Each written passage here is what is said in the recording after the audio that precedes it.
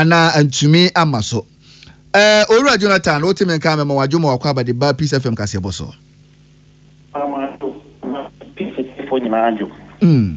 ya jo so pa na awia pram to bra kase bom ho no ya ba won chan ma o cheche nsemu kire yen se nsuo bi ahiri enunti no nsohwe na mode kwakoma adusuafo no ma ntumi amfa nko na we dem sire bisa o ekosi sen mutimi de koy yo medase nyame cha yewie interview na your regional minister honorable Makubu oya arrangement ma 𝗂𝗵𝗶𝗀𝗀 the other side of the river stream no at the cross here instead of start around 1 3:30 and a yewie 5:20 it is 330 students nyamiado obetimi atro BDT paper 60 billion any actually na ni nyina efri kwan a Bank of Ghana for fa so etoto onom ne manti edom kuma no ka kire amrado ya oda o masika krabia na no say womo ama no enafua kakra bi se omfa ne dibire nto so amfa nto ho a ani omne no obi kapa nanso ansa na yebetie sasa ne sanko oti mantamu na yenkohwe bi se nso ni se yewura no na homa na timi atomu anazarat Owura Jonathan Pacho otimenka Pacho beto nkan oh fine say Owura Jonathan Pacho otimenka Pacho beto nkan oh fine say de muda ho na enchirimu no me Pacho sasi subiem yo me say after announcement no regional minister regional minister Emma obi by ebi twa nsuo no by 3:30 no yetimi Emma nkwala na start here instead of 1 o'clock in Tingamia 330 nyina etimi tro exams no Emma no call so wo frɛ yasema odi tudwa. Foreign and domestic travels of the Bank of Ghana cost the taxpayer a staggering 97.4 million Ghana cedis. The Bank of Ghana also dissipated another 8.6 million Ghana cedis on directors' remuneration alone. The Bank of Ghana further claimed to have spent a colossal 357.9 million Ghana cedis on banking supervision expenses for the year 2022 alone. The capacity to determine where the efficient sectors of the economy is. And the Bank of Ghana, the Juma monetary policy channels of making sure the economy no aye. Bank of Ghana ni nyina so no, unse ya wamra bi a chese sabio no Bank of Ghana chese obo aban no sika to the tune of 5% of the previous year's revenue. There's a reason for that. And yes, the channel of inducing activities in the economy is through the corridors of the bank. And you know, the Bank of Ghana have gone astray. Not that beyond they couldn't go through the right channels are earmarked for them to induce economic activities in there. You know, then we don't know at what point in time Miami General is here, you know. Bank of Ghana can help us rescue the economic situation we find ourselves in.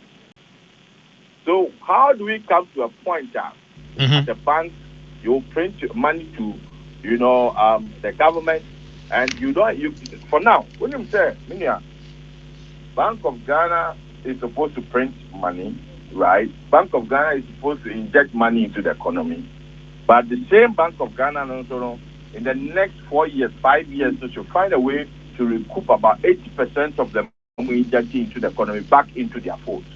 Policy rate and start, drawing the money back. In a way, it's a way of them bringing the money that they put in the system back.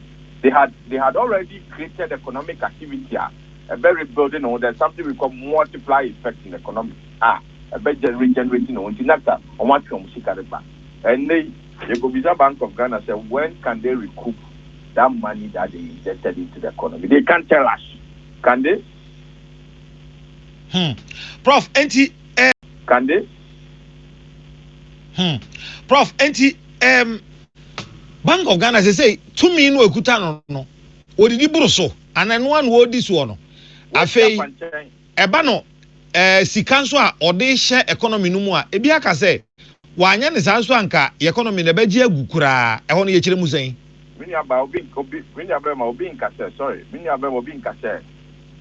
Bank of Ghana, Mehmet the economy in our home. You have a print to finance government budget deficit. All right. Because the central bank does not meddle with the fiscal activities. And that is why, in the wisdom of history, financial market history, the central banking history, they always peg, the financing activities of the central bank to the central government at any point in time. You can only take 5% of your revenue. I am a scrabber and say, from there to zero. Monetary route means that you move money from your bank, lend it at a lower rate to the bank. The bank will further do on lending to efficient sectors of the economy. So we all have the economy that is growing. And Kenya, by now, we are fighting inflation. Inflation is still hanging on. It is the Bank of Ghana, whether they are doing their job and they have to rescue the economy or not. Fine. They came to rescue the economy. It's as simple as that. But almost sure they will lend to the public. Okay. But is that what we are seeing? No, that is not the case. Okay. Prof, me pacho ansana obeja ehokra no. Minority for na ka say. Me dem me jam homo. Mahu, se me mahu. Minority for no say governor senia enema si akoso e wo Bank of Ghana ho ntino. Omama no ultimatum say onfa na adwuma no nto. Eno obeso mu say. Law, which is emra, any act, any finance, they move together. The beer and brand new piano. When you are economics into Minyajuma, finance is into Minyajuma. They move together. We've seen researchers historically have portrayed that once the regulations are not working well. But the problem I always Ghana is that more officers are in charge of the regulations. No, so more for that, I have punishment at the moment. No, you will be taking decision. I run the country down. So the person must spend some time in prison. Once the punitive measures are not working well, you bet me at changing the panel, say, Governor, you bet me at four. You bet me at the time, and run over people. That punitive measures now, it says the 40 years, you do better, you're saying you're better. And yet, you man, Sani, it's the modernity, near 20 years old, mine. And I can say, Kitan so many corner we boom contano. Now inflation no anka kane na wahanchemo aduanan mienu achire ponum 42.5 no akọ wahanchemo aduanan miensa achire po baako 43.1% a achire say inflation no asan akosoro na ne nyina mu no aduane bo ekosoro koko gina be wahanchemo aduonum enum 55.0 ena ne enya aduane so non food item no so wahanchemo aduasa miensa achire po ngotwe 33.8%. 133.5 year-on-year inflation for the month of July 2023 stood at 43.1%. This literally means that between July 2022 and July 2023, general price levels of goods and services went up by 43.1%. That is between the month of July 2022 and July 2023, prices of goods and services on the average went up by 43.1%. On a month-on-month basis, given the consumer and the lowest rate, specifically Northeast and Greater Accra region, we see a difference of about 2.0 times difference between these two regions. As Greater Accra recorded a rate of 31.8% relative to Northeast 64.0%. Disaggregating this from a food and non-food perspective, we identified that the Northeast region recorded the highest food inflation of 88.6% and the Upper East region recorded the highest non-food inflation of 51.2%. And Accra Circuit Court, Tekwasitina na kwasa titina mu no na akwadibofo. Chief Inspector Bernard Bene, wode to court anim se krachi bi ogina de kamoye Joshua Kobina. Obi kai ababedi ni nsem se won siesie ka no waton ne fofofo. Na kwasa titina mu no na ebetodwa. Se krachi yeye owura Joshua Kobina osiesie kai. Na Rabiu Hamidu Germany no tie na ofirachi moda. Wakra sprinter basi bi maka ya babe pie mu otogo boda. Okoyi ka ne babe pie mu Uganda mu ne na odi tudwa se. Ka no engine na hoden wo fom pa. Na Joshua Kobina chire mu se we dey anya problem. So kuteska be 2000 Ghana cedis pe and the engine betima siesie ma na yesa engine foforo. Na Rabiu Hamidu tue sika edema Joshua so won siesie ka no fama no. Joshua siesie ka iwie ya na odi fosi ebo ho. Ka ne bo so 200,000 Ghana cedis.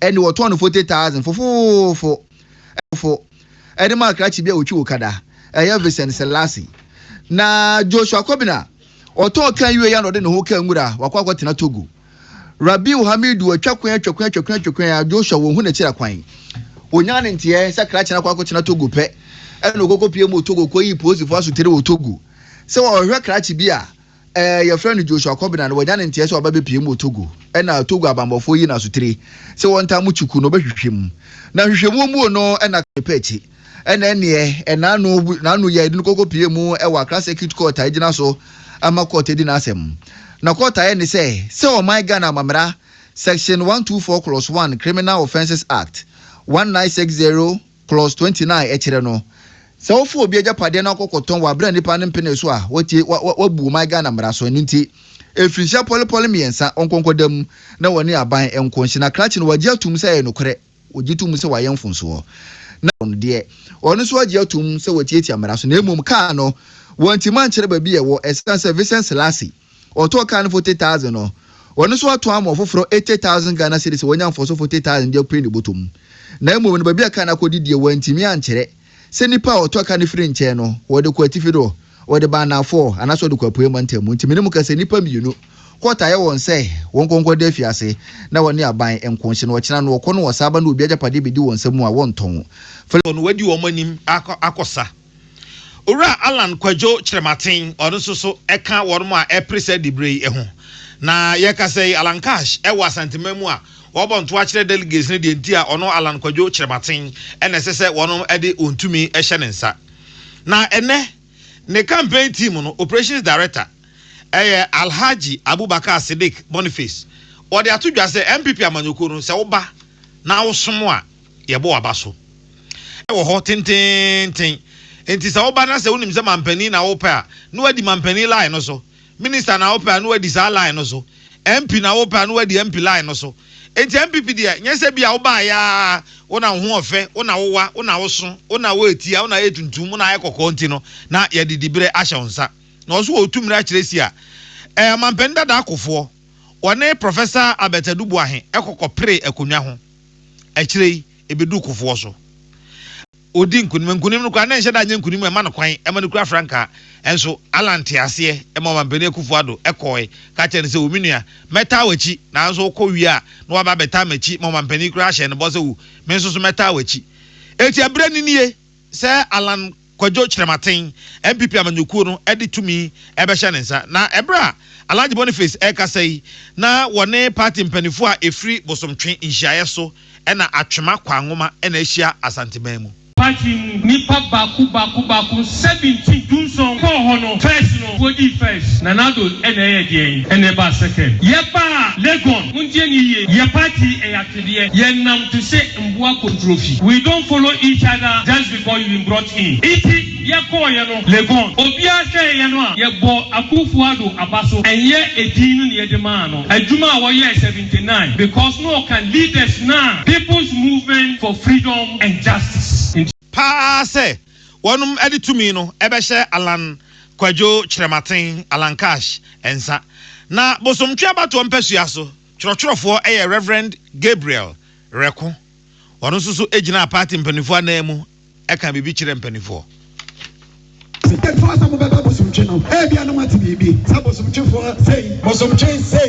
declare and as we declare our declare for na declare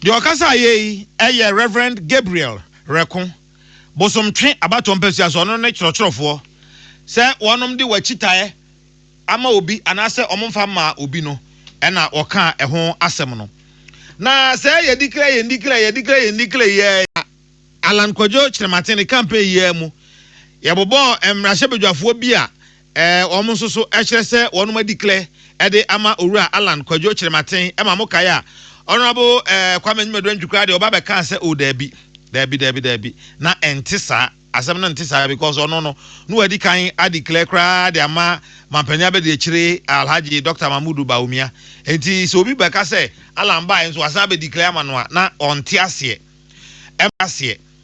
ema yebo kwame nyumadu antwidin kwaku asante boaten ono asante achim south yebonidin ena afei honorable Ernest Enim kumawu emrahye bedwani so ne din ebeka ho nanso mpanin se amama nkamasem eya honorable Ernest Enim se asem no ente sa me rapid FM kase yebo so ne yemo Avenue Mimajo, ne wati efo nyina ene kumawu abatu mpesua manyina so memo biajo yo pa se wama mesa kwenya so se mema wa fidie kese so anopai ana maba kumawu mpesua so a BEC ko so meya monitoring na no juada ana ira alanche mantain aba kumawu mpesua so ebeshia yen delegates from Bonsu, Kumewu, any efficacy. Na program no no delegates in our PA program na say echo 𝗂𝐤𝐸𝐞𝐢𝐤𝐫𝐶 because na mene yen a great minister echo national service secretariat omo farms omaye no yen pesua to kohwe.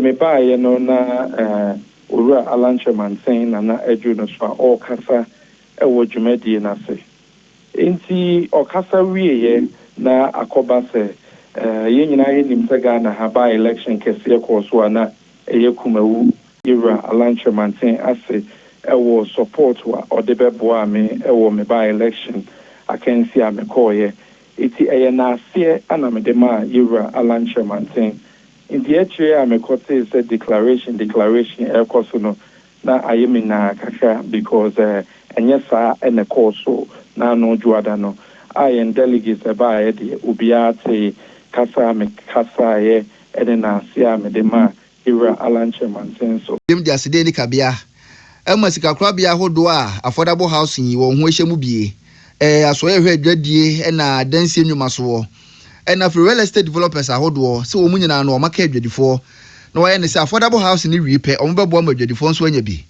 na Dr. Joseph Obin se gina so di tudwa se ma ne nkonkoye nkranko affordable housing omonhwe hu ni se enkramantema hudu nyina bi beduru ho no na aboa ma adwadifo nso so no obi bia nya ba bi a hojo na wodi ni ti ato J-Trimpo. Initi yada Ministry of Affairs and Housing Asititu and then she say how many meetings are hold omniako. I dia said na ma ban say jadifo na yedoso ya wo mantem bebremu. It is our mantem na kani na no. Yazo we the Oliver ask for more aban ebomo na montmintra sa kwa banmu na sabi yenu mo wasa jadifo na ombenya bie na afo ene ayu bia so enya na tefa kakaka.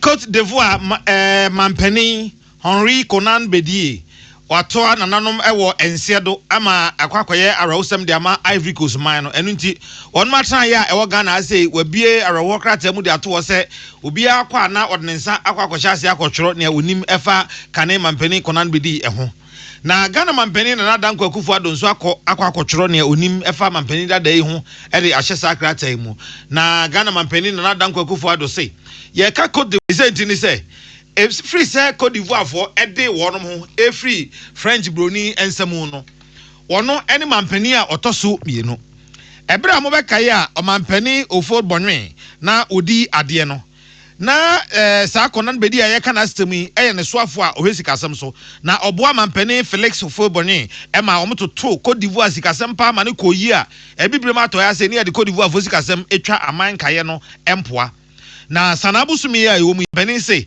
ye ka kanifo omude atu hu ache ebesom wo man a omampani 𝗁𝐸𝐸𝐸𝗁 wode no ebeka ho na papa yi wodi ade a free eriosun no mu ho no ba no wodi ade a koduru afe apem ahankron ede okronkron a omro ye ne se eniema mu ayeden wodi ade free afe apem ahankron ede okron miensa 1993 ekokopem afe apem ahankron ede okron enkron ezemfiensia ene wodi edi ade hwere onipa papa na omampani dada 𝗁𝐸𝐸𝐸𝐸 na oyi obi a odo asomdwe.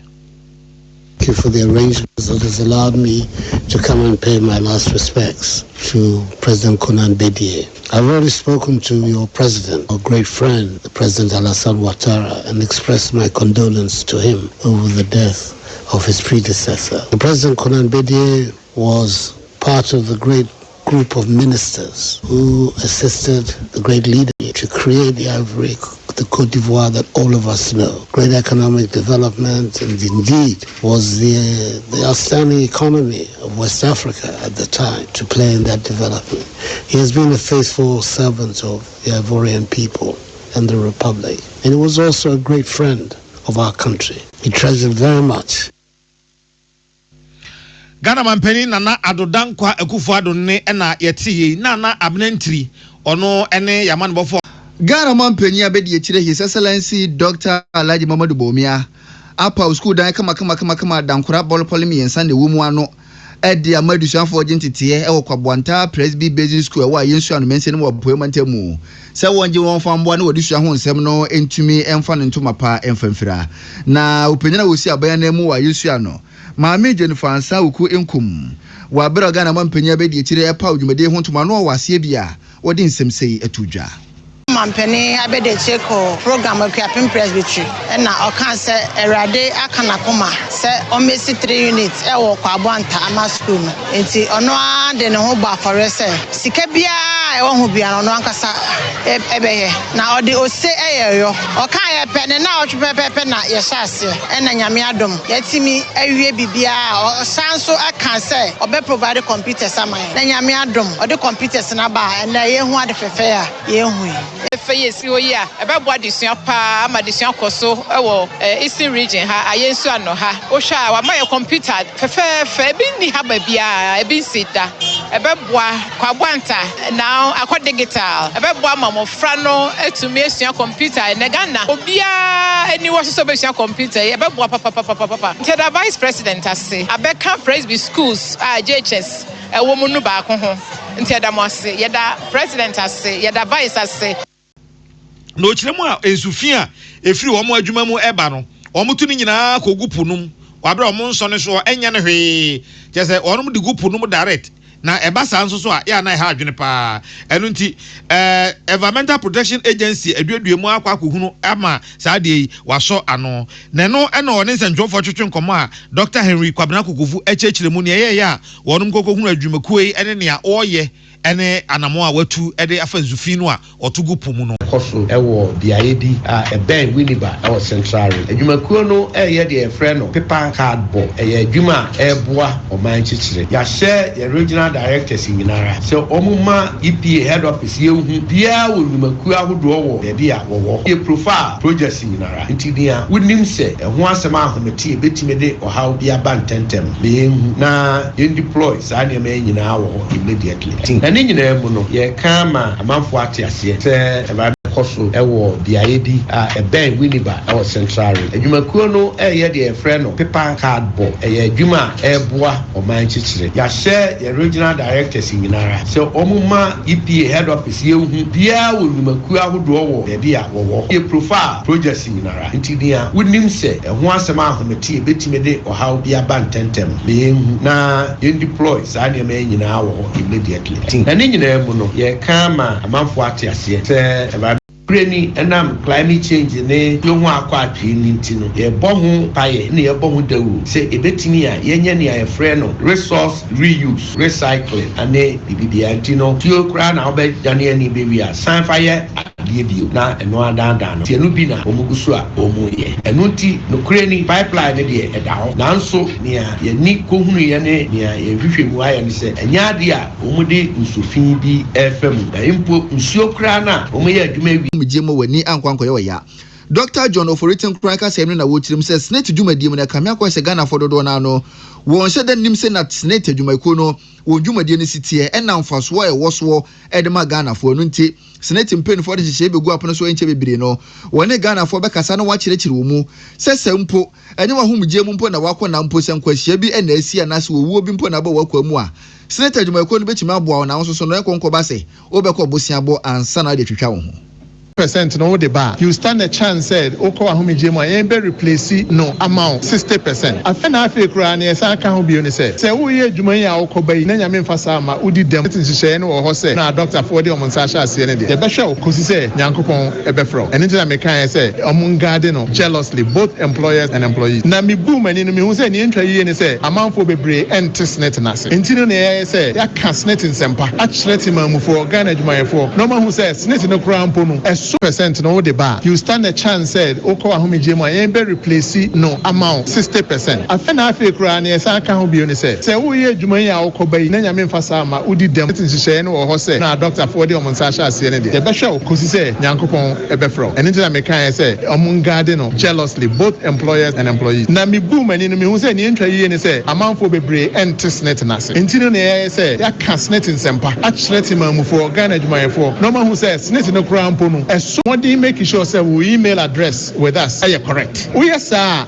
every 3 months be every quarter be you best send you statement. Na you send you statement na ubehu sika anase salary o employer no insure on your behalf. It is a uhu na say atosia bomodi na eyi ansotire na ye ne adwuma wura no no nkasa on your behalf. Ben so ye adwuma wura na say sa e na wo ye wo adwumayefo no kai hunu say salary na ba be declare kire no eno na ye be replace ama wo adwumayefo no eso ne ye replace. Dr. John Oforitim crying a kwanchefo opinion with that Social Security and National Investment Trust no ye Trinity friend Senate. Neka se chire no enura Alex Frimpong. Or kwanchefo opinion with that Ghana Employees Association ikuna no opinion so kasa dia to adwuma no wura no. Se wodi adwuma ni bi ye adwuma hwe ne hu no say nipa no entituo anase entituo no ubetua na wo kina nipa no ko na hu megye mu a wonya sika de twetwa no ho.